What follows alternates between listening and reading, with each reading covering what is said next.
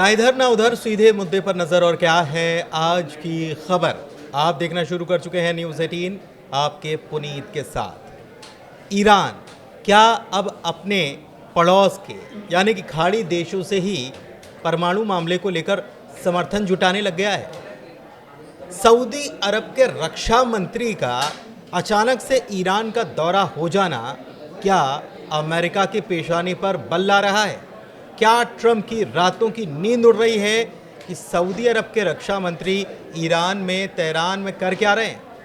और वो भी एक लेटर लेकर जो कि मोहम्मद बिन सलमान ने भेजा है। और उस लेटर को देखकर खामनेई ने क्यों कहा कि आओ मेरे भाई, साथ में मिलकर काम करेंगे, दूसरे जो खड़े हुए हैं उनको सबक सिखाना है। जी हाँ, कई सारे मुद्दे आज की इस चर्चा में शामिल होने वाले हैं। मेरे साथ मेरे सहयोगी आनंद मौजूद हैं, उनके पास चलते हैं। और सबसे पहला सवाल था कि क्या ईरान खाड़ी देशों की मदद ले रहा है, उनको एक साथ करने में जुटा हुआ है? इसी पर बात करेंगे आनंद।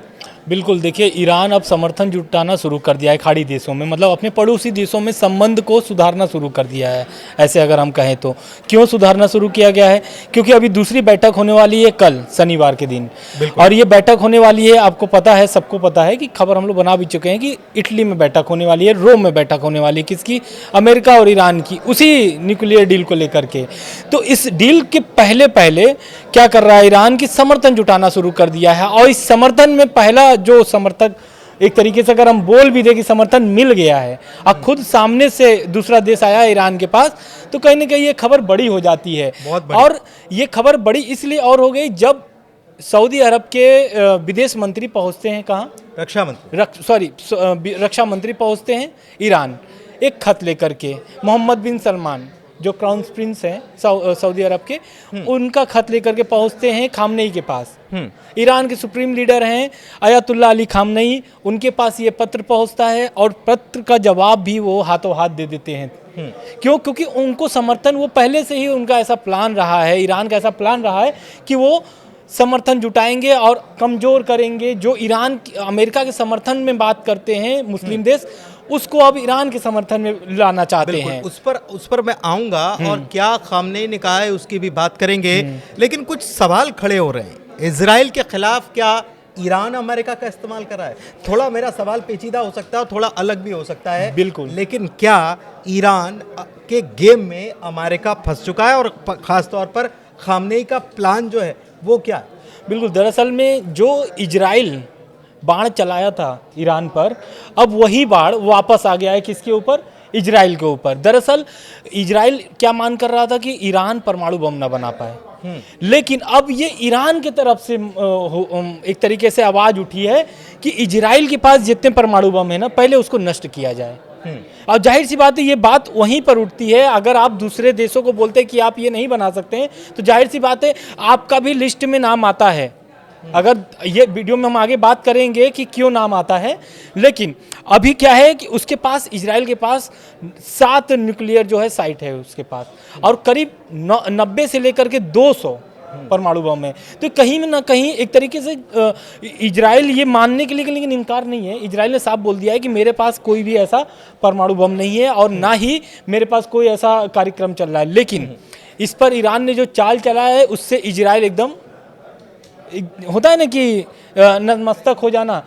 अब क्या हुआ है, दूसरी झटका अमेरिका की तरफ से हुई, उसका लगता है। दूसरी झटका कैसे लगता है? दरअसल ये बैठक के बाद, पहली जो बैठक हुई है, उस बैठक के बाद ईरान पर एक हमला करने का प्लान था। किस पर? परमाणु प्लांट पर। जो ईरान का 2 परमाणु प्लांट है, नतांज और फॉर्डो में, वो दोनों जगह पर। बिल्कुल, 2 जगहों पर हमला करने का प्लान था। और बैठक के पहले भी ये माना जा रहा था कि वो तैयारी हो चुकी थी। इजराइल की तरफ से ये कहा जा रहा था कि बस आप ग्रीन सिग्नल दो, जिसका हम जिक्र कर रहे थे। लेकिन अमेरिका ये चाह रहा था कि कूटनीतिक बातचीत हो, और कूटनीतिक बातचीत चल भी रही है। दिलचस्प बात यह है कि अमेरिका और ईरान के बीच जो बातचीत चल रही है, इसमें इजराइल ही वो ये कह रहा है, बेंजामिन नेतन्याहू कह रहे हैं कि हम ही तो वो थे जिन्होंने ये मुद्दा उठाया था कि ईरान के पास परमाणु बम नहीं होना चाहिए, और हमने ही इस मुद्दे को उठाकर, और ये कहा भी गया कि 2018 में जो डील ट्रंप ने रद्द की वो नेतन्याहू के कहने पर या उन्होंने जो पॉइंट्स उठाए थे उसके कहने पर की। बिल्कुल बिल्कुल। जाहिर सी बात है कि मिडिल ईस्ट में अगर टेंशन बनी हुई है तो इजराइल को ही खतरा है, लेकिन ईरान की तरफ से जो बात कह दी गई है वो एक शेर याद दिलाता है मुझे राहत इंदौरी का कि आएंगे कई मकान जद में, यहाँ केवल हमारा मकान थोड़ी है।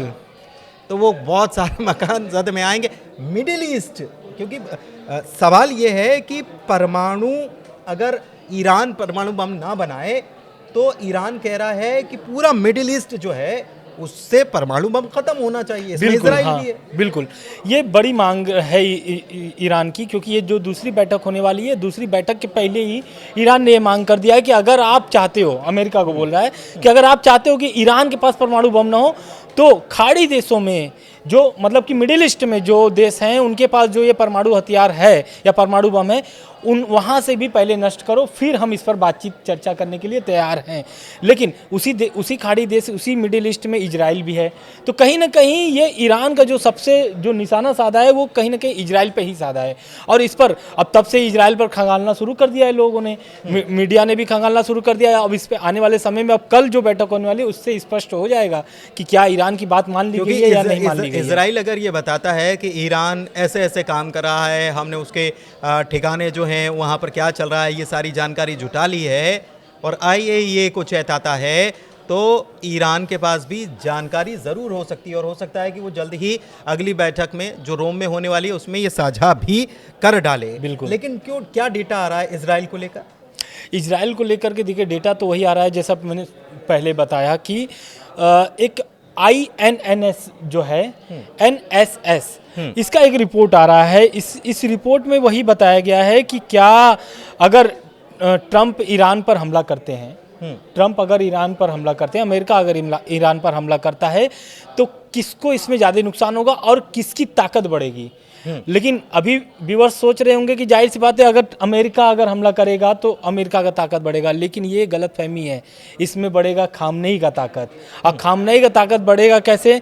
दरअसल जब वो हमला होगा तो उसमें क्या है कि एटॉमिक बम जो है, पहले तो ईरान ने बोल दिया है कि मैं नहीं बना रहा हूँ बम, लेकिन ट्रंप की तरफ से अगर हमला होता है, अमेरिका की तरफ से अगर हमला होता है तो मैं बहुत करीब पहुँच चुका हूँ एटम बम बनाने के करीब। अच्छा, वो IAEA के चीफ जो है राफेल ग्रॉसी, उन्होंने कहा है कि जिक्सॉ पजल है। जिक्सॉ पजल होता क्या है ये समझ लीजिए, अलग अलग एक पजल होती है, उसके कई सारे टुकड़े होते हैं और उसको केवल जोड़ना होता है।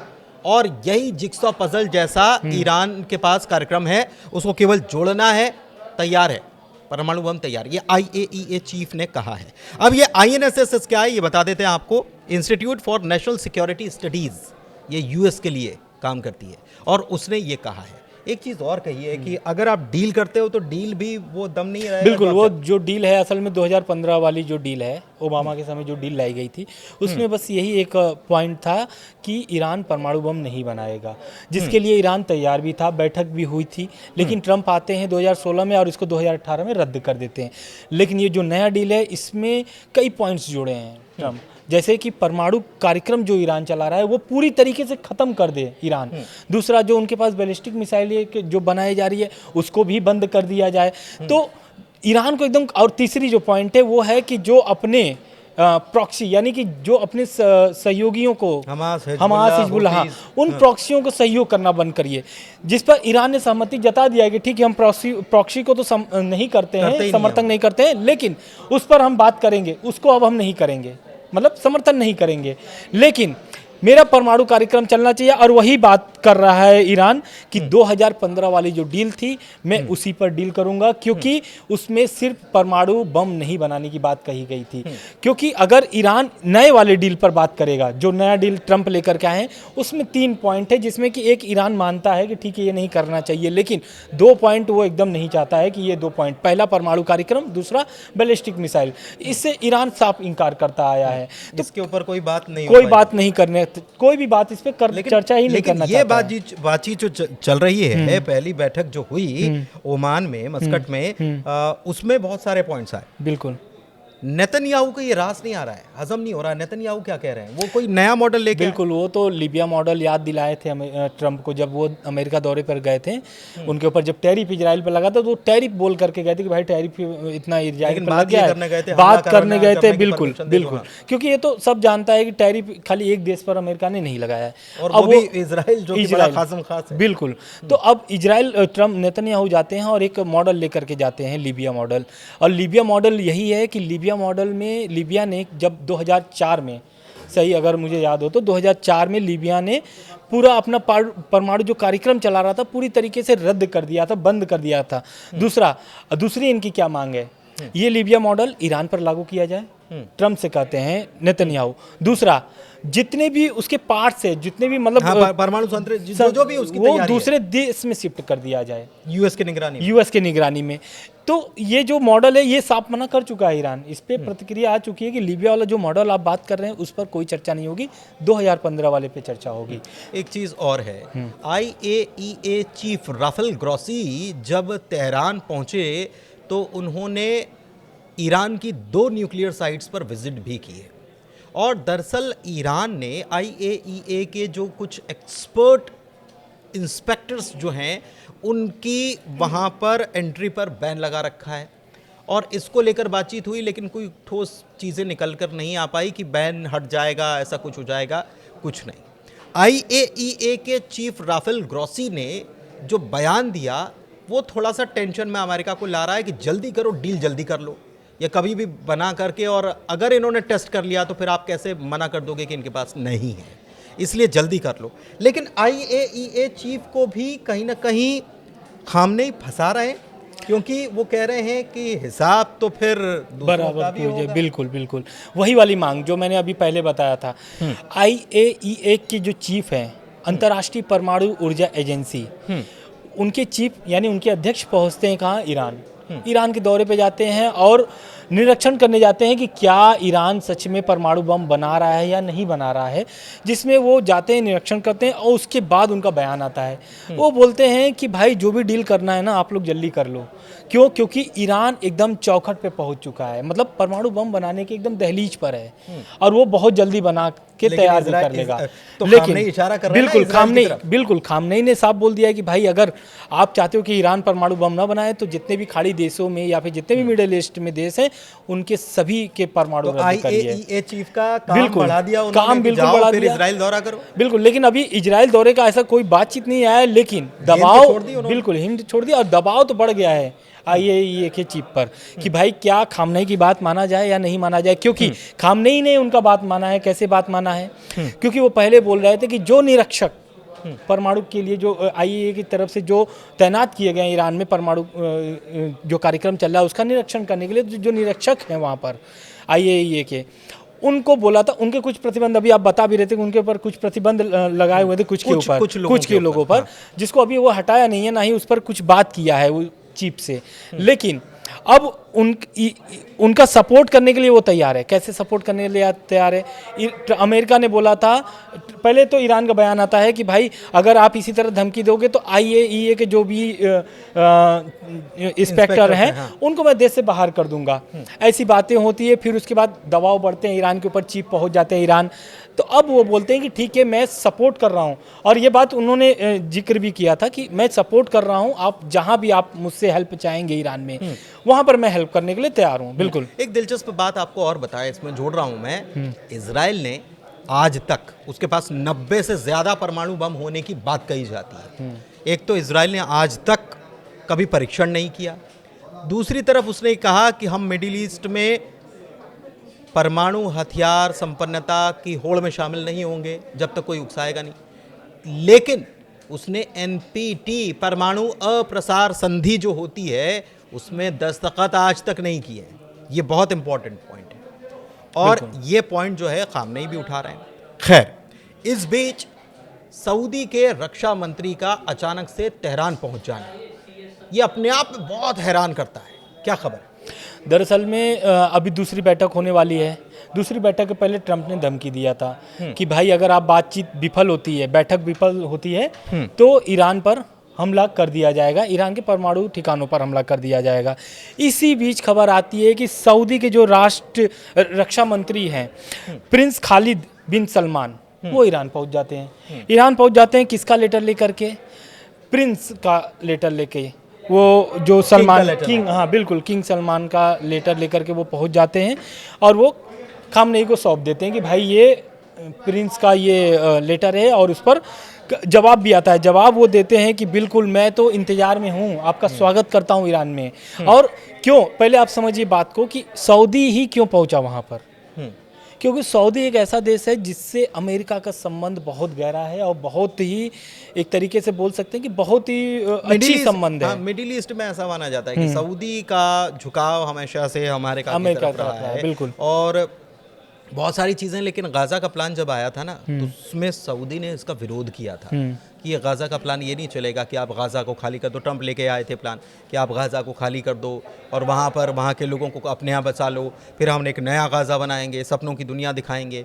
तो इस बात के लिए सऊदी ने भी ना कर दिया था, और भी मुस्लिम देश हैं खाड़ी के, उन्होंने ना कर दिया था। लेकिन इस बार जो सहयोग की बात हो रही है, वो रही सैन्य सहयोग की, वो हो रही है सिक्योरिटी पॉइंट ऑफ व्यू से, और इसके अलावा भी और भी सहयोग की बात हो रही है। खामनेई ने क्या कहा है? खामनेई ने कहा है कि बिल्कुल आप पहले ये लेटर किस लिए गया था? ये लेटर गया है परमाणु जो वार्ता चल रही है उसके संबंध में, उसके संबंध में जा रही है। तो अब ईरान और सऊदी अरब किससे बात करेंगे? अमेरिका से बात करेंगे। और खबर तो ऐसी भी आई थी कि रूस और चीन भी इस डील को लेकर के आपस में बातचीत कर रहे हैं। उनको तो रिपोर्ट हो रही है। बिल्कुल रिपोर्ट हो रही है। रूस तो अब बाकायदा रिपोर्ट की जा रही है। अब ये अगर सऊदी का हाथ अगर मतलब एक तरीके से हाथ मिला लेता है ईरान की तरफ से, तो कहीं ना कहीं अमेरिका में और खलबली मचेगी। एक चीज और है, ये ऐसा लगता है कि सऊदी भी अब जैसे मध्यस्थ की भूमिका ओमान निभा रहा है, तो इसको क्या ट्रंप ने सऊदी को भेज दिया कि आप भी मध्यस्थ की भूमिका निभाओ, या फिर सऊदी की तरफ से जब रक्षा मंत्री पहुंचते हैं तो वहाँ के जो किंग हैं उनका लेटर लेकर पहुंचते हैं। तो किंग का लेटर लेकर पहुंचना और ये साझेदारी की बात कर लेना, ये क्या बता रहा है?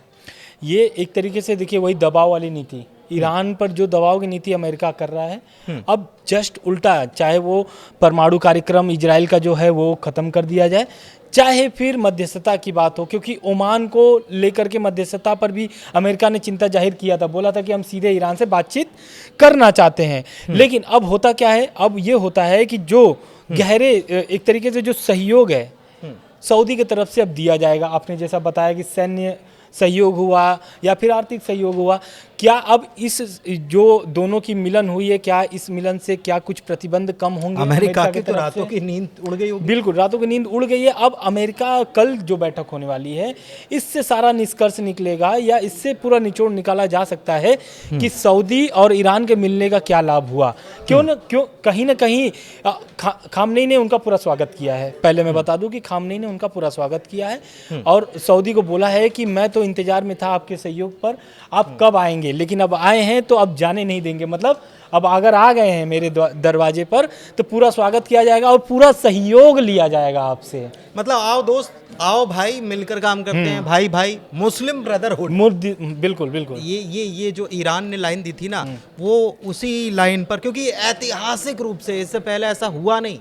हालांकि ऐसा नहीं है कि रक्षा मंत्री कभी गए नहीं हो ईरान, लेकिन ये ऐतिहासिक रूप से जो संबंधों में प्रगाढ़ता, मजबूती अचानक से आई है, ये चौंकाती भी है, ये शंकाएं भी पैदा करती है। लेकिन इस बीच खामनेई के दिमाग में क्या चल रहा है वो तो खामनेई जाने, लेकिन उन्होंने जो कहा है वो हम आपको बता सकते हैं। उन्होंने कहा है कि बहुत सारे ऐसे लोग हैं जो बाहरी ताकत के रूप में उकसावे का काम करते हैं, भड़काने का काम करते हैं और हमारे आपसी रिश्तों में फूट पड़े इसकी कोशिश डालते हैं, लेकिन आप मेरे भाई मेरे साथ आ गए हैं तो जाने नहीं देंगे, साथ में मिलकर काम करेंगे। बिल्कुल। इसके साथ एक और खबर है। खबर यह है कि आप सब जानते हैं कि सऊदी अरब और यमन यानी कि हूती विद्रोही, अभी कुछ दिन पहले खबर आया था कि हूती विद्रोहियों ने गलती से मिसाइल दाग दी थी किसके ऊपर? सऊदी अरब पर। बिल्कुल बिल्कुल। और आप सब जानते हैं कि कथित रूप से ऐसा माना जाता है कि ईरान किसका समर्थन करता है? हूती विद्रोहियों का। तो कहीं ना कहीं हूती विद्रोहियों को झटका लग गया है। एक तरफ अमेरिका को अगर नुकसान हो रहा है तो एक तरफ फायदा भी हो रहा है। फायदा कैसे? अगर ईरान हाथ खींच लेता है हूती विद्रोहियों से तो जाहिर सी बात है कि बिजनेस के रास्ते खुल बिल्कुल बिजनेस के रास्ते खुल जाएंगे और यमन में जो हुती विद्रोही हैं वो बेमौत मारे जाएंगे।